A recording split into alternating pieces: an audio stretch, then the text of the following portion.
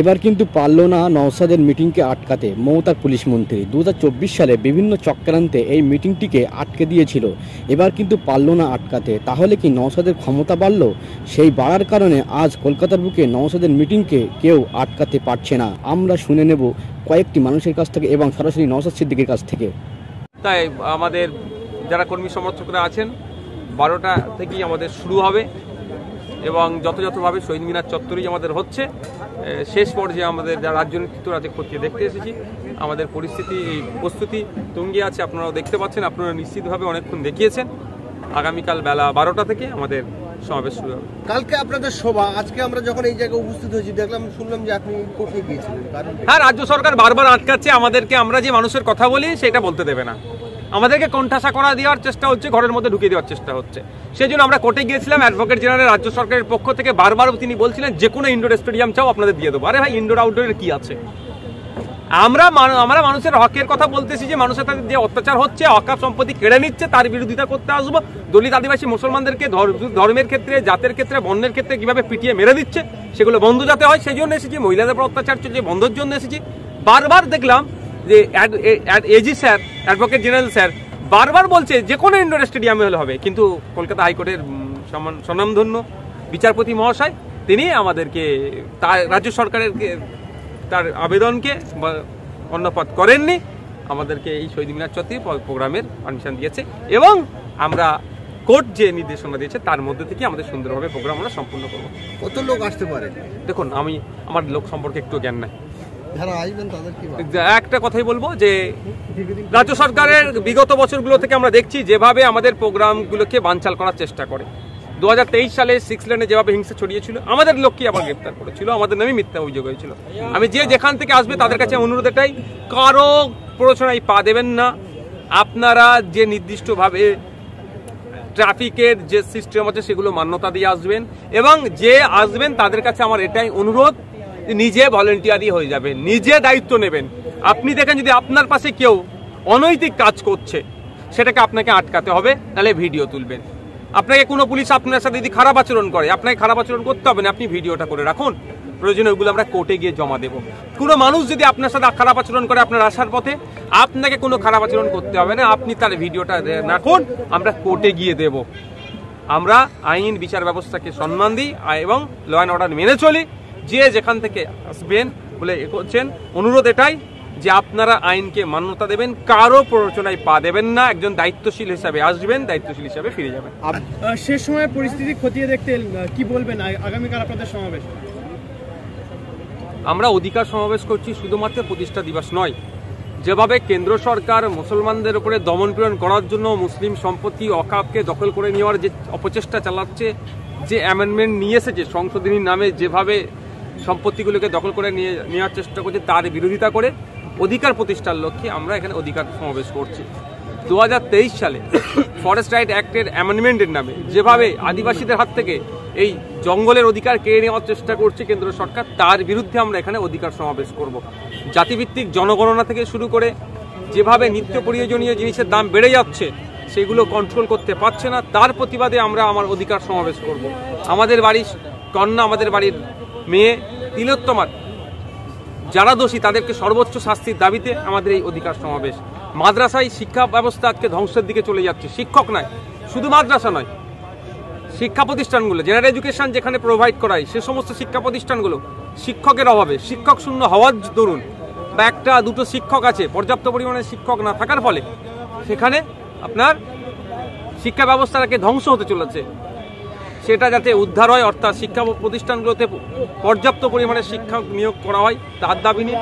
এবং আরও আনুষঙ্গিক দাবি আছে সারা রাজ্য নয় সারা দেশে। দেখুন, মুসলিম হওয়ার শুধু নাম হওয়ার জন্য তাদেরকে পিটিয়ে মারছে, দলিত হওয়ার জন্য পিটিয়ে মারছে, আদিবাসী হওয়ার জন্য পিটিয়ে মারছে, মহিলারাও ছাড় যাচ্ছে না।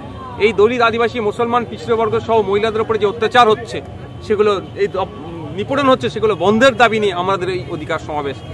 এবং ওবিসি সার্টিফিকেট আপনারা জানেন যে শুধু রাজ্য সরকারের ব্যর্থতার জন্য, ভুল করার জন্য আজকে হাজার হাজার ওবিসি সার্টিফিকেটধারী যারা আছেন তারা চিন্তায় পড়েছে। এই কদিন আগে দেখলাম আমরা কোর্টের রায় আছে, বিগত দিনে যেগুলো ওবিসি যেগুলো আছে সেগুলোকে মান্যতা দেওয়ার কথা বলছে, সেগুলো মান্যতা না দিয়ে বিভিন্ন রাজ্য সরকারের বিভিন্ন দপ্তরে নিয়োগের ক্ষেত্রেও বা আপনার পড়াশোনার ক্ষেত্রেও অ্যাডমিশনের ক্ষেত্রেও সেইকে মান্যতা দেওয়া হচ্ছে না। আমরা ওবিসি পুনর্বহালের জন্য আমাদের এই অধিকার সমাবেশ। আপনি এখানে অধিকার সমাবেশ পালন করছেন, কালকে ভাঙড় থানার সাকসার বলে একটা জায়গায় মেলা হচ্ছে, সেখানে জুয়া খেলায় বাধা দিতে গিয়ে পুলিশকে বেধড়ক মারধর করে, তৃণমূলের লোকেরাই মেতেছে, তৃণমূলের বুথের নেতৃত্বরা, অঞ্চলের কিছু নেতৃত্বরাই মেরেছে। শাসক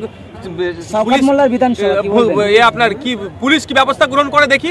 দুর্ভাগ্যের বিষয়, যত তো খাড়ার কোপ আছে তবে আইসেফের উপরে, বিরোধীদের উপরে, যাদের হয়ে বিরোধীদের উপরে অ্যাকশন চালায় পুলিশে, সেই পুলিশকে শাসকের লোক মারছে। আমি আশা করব পুলিশ এগুলো দেখে জ্ঞান শিক্ষা নিক, নিরপেক্ষতার সাথে কাজ করুক।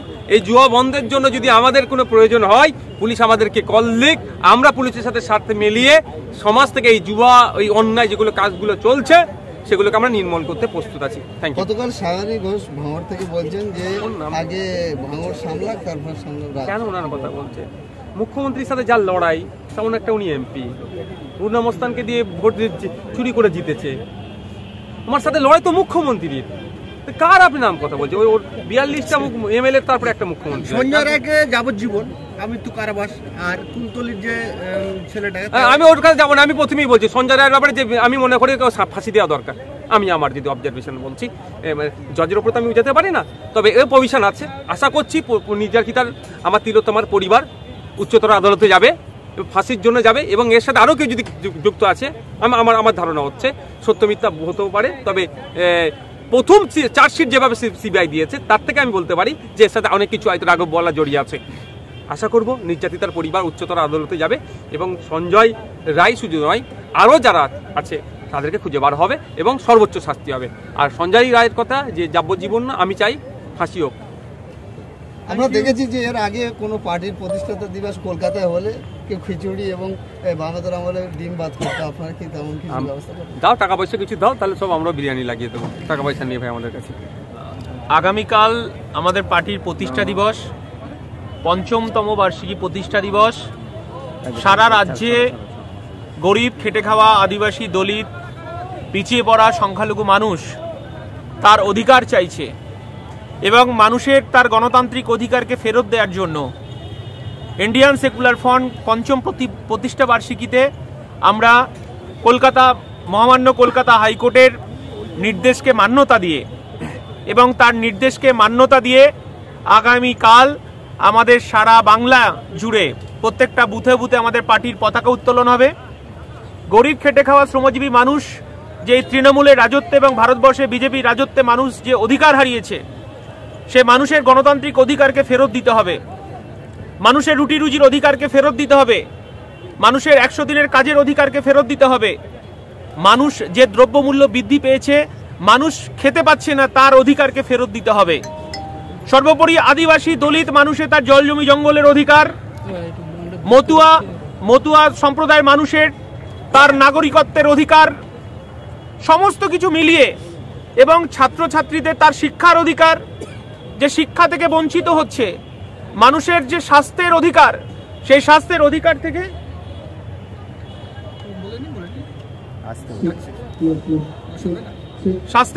থেকে মানুষ যে বঞ্চিত হয়েছে, সেই অধিকার ফেরত দেওয়ার জন্যই আমাদের কালকে সভা, অধিকার সভা।